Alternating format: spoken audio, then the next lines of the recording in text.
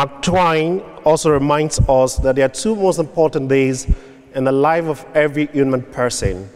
The first one is the day you were born, and the second most important day of your life is the day you realize why you were born. Do we know the purpose of our Christian life? Naturally, the birth of Mary should have amplified and trumpeted greatness, yet it is couched in simplicity, humility, and obedience.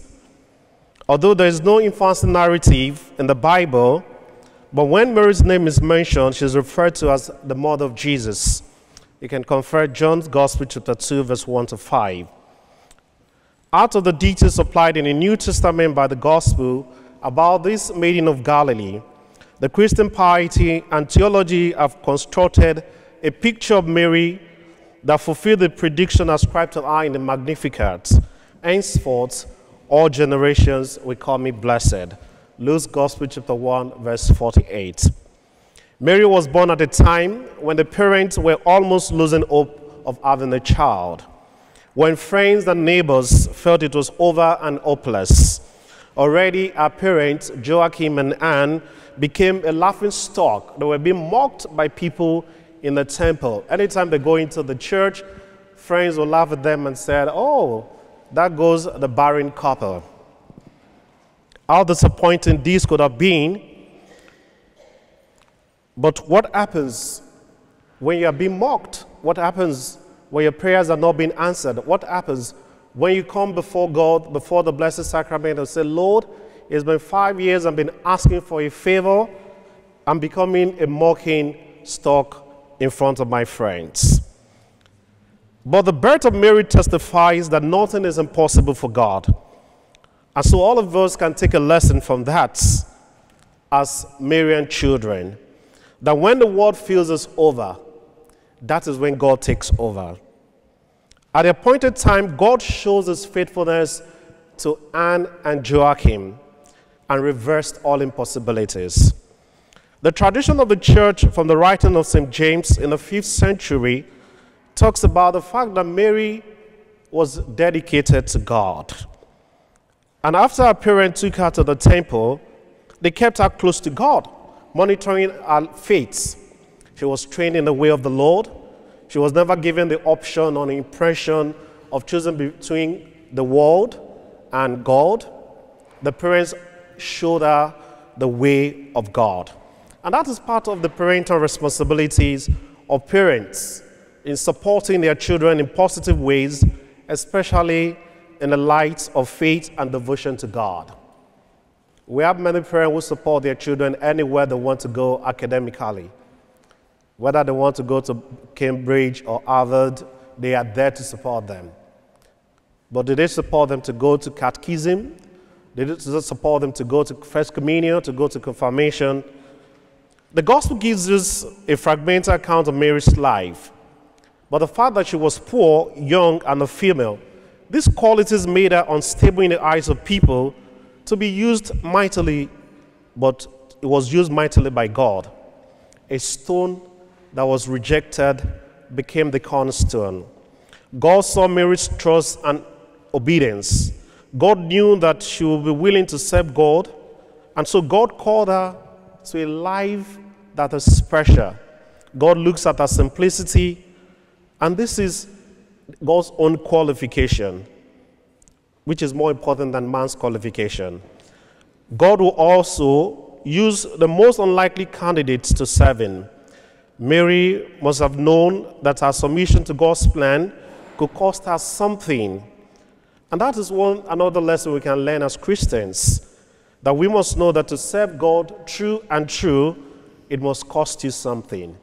It must cost you your time, it must cost you your talent, it must cost you your treasure. Mary lived a significant life. A distinguished Protestant theologian told the story of how he had attended an ecumenical colloquium on St. Mary. That he said one night he was awaking from his sleep and he believed that he saw a vision of Blessed Virgin Mary. Now he said, this is the kind of thing that happened when you're debating Marian theology all day and you go to sleep. But he said, he heard Mary's voice saying, I've come to help you to worship and to serve my son. Mary always points away herself to Jesus. She always points us to him and reminds us. And so she did as a servant to the servants in Cana when they said, do whatever he tells you. That was how Mary lived her life, her own life. And that one she teaches each and every one of us. Mary lived a life of love. We celebrated today. Today is her birthday. And we know that birthday is a time of love. People always want to see how much love people will show them on such beautiful days. Mary's life revealed the true meaning of love. That love is sacrificial and selfless. She laid down her life clearly and shows that love requires a source of death to oneself. For you to love someone, it requires that you look to other people first, putting their own needs before yours. When we turn our eyes and hearts towards others, we'll begin to discover the countless ways to lay our lives down for them. I'm sure if you ask Elizabeth, she enjoyed Mary's love, company, and presence. We also can emulate such acts of kindness, words of affirmation, a listening ear, helping with other people with their chores. In whatever little ways we give ourselves every day, then we can emulate the life of Mary. We're living in a world rid of love, and we have most people, they have changed the concept of love to attachments. People get attached to too many things. It could be an attachment to your partner, to your home gadgets, to your cars, to your wealth. And guess what? There is a thin line between attachment and detachment, positively or negatively. But when we find true and sacrificial love, we do all things without counting the cost. Mary was a loving mother. There are 10 strong, great things that were created in this world. One is rock. Rock is hard, but iron cleaves it. Iron is hard, but fire softens it. The fire is powerful, but water quenches it. Water is heavy, but clouds bears it. The clouds are thick and powerful, but winds scatter them. The wind is strong, but the body resists it. A body is strong, but fear crushes it. Fear is powerful, but wine banishes. Wine is strong, but sleep walks it off. Sleep is strong, but death is stronger. And yet, love delivers from death. Love conquers death. And no one can separate the love of Mary to her son and the love of Jesus to Mary. A life of obedience. Mary taught the life of humanity through her obedience. There are 3 categories of touching lives. Whatever you do that touches God is for God's glory. Whatever you do to me that touches me is for my own good. And whatever you do for other people that touches them is for their good. In other words, to listen to what God says and to render him full obedience, we always glorify God. And that was present in the life of Mary. And God testifies when he sees an obedient and faithful child. Remember what God said about Job in Job chapter 1 verse 8. He said, have you seen my servant Job?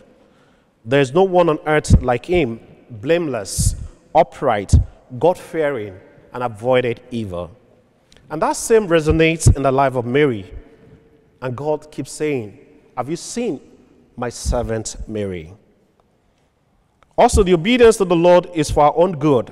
If you look up the book of Deuteronomy chapter 10 verse 12, it said, everything the Lord says to us is always for our good, is always for our profits, and we should obey the Lord. Lastly, is also for the good of other people. And so when we make obedience a golden rule in our lives, it helps us to be filled with God's presence, his power, and blessing. Mary lived a life of witness. Pope Pius IX once said, God has committed to Mary the treasure of all good things, in order that everyone may know that through her we can obtain every hope, every grace, and all salvation. The Mary moments in the New Testament point to Jesus each and every time, our song, our encounter with Jesus in the temple, our intervention at the wedding at Cana, our standing at the cross lead us back to Jesus.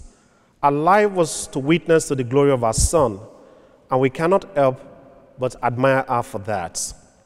Pope Francis gave this powerful reminder on August 22nd, 2018, on the feast day of the Queenship of Blessed Virgin Mary. He said, "The Blessed Virgin Mary is a refuge in the most difficult moments. Our intercession is crucial for the Church, more important for our priest, and lately at this critical moment in the life of the Church. I think we need Mary's intervention in the Church more than ever before." The importance of Mary in my own life and in your own life. Pope Benedict XVI has a beautiful insight on the importance of Mary in our life. He said that when Christ was born, every creature offered a sign of gratitude. The angels offered a hymn, the heavens offered star, the three wise men offered gifts, the shepherds offered admiration, the earth offered a cave. And the Holy Father asked, what about the human race? What do we have to offer to God? The Pope said that what we need to offer is to offer the Virgin Mary herself. She is the greatest boast, the greatest honor of all human race. She knows that humanity is capable of. When we look at the Blessed Virgin Mary, we recognize the true capacity of our human nature. On our birthday, such like this beautiful day, a day with Mary, let us look at Mary. She is the mother of the incarnate God, Jesus Christ. She's also our mother, our model, and our inspiration. Mary already full of God's grace, and we can cooperate. She cooperated with the great plan for our own salvation. And so sometimes we need to come to stand before the statue of Mary and look Mary in the face and ask her, Mother, how did you do it? How did you survive in this world? I'm sure you're going to get an inspiration doing that. Finally, Christ has entrusted all of us to his mother. Note that the beloved disciple is first entrusted to Mary and not vice versa. Jesus said, Son, behold your mother. And that comes before mother, behold your son. John's Gospel, chapter 19, verse 19. The disciple at the cross represents all those who follow and love Jesus. It includes you and I. And thus, Mary is the spiritual mother of all beloved disciple of her son. Revelation chapter 12. It's therefore significant to remember that Mary gave a perfect example of how we should relate with her son. She interceded with her son and Savior, Jesus Christ. It was also there she gave that advice to all generations that are calling her blessed. She's saying to all those who seek the face of God, she's saying to all those who follow his son Jesus Christ, do whatever he tells you. In those 5 words is contained the key to the meaning of life. Ave Maria.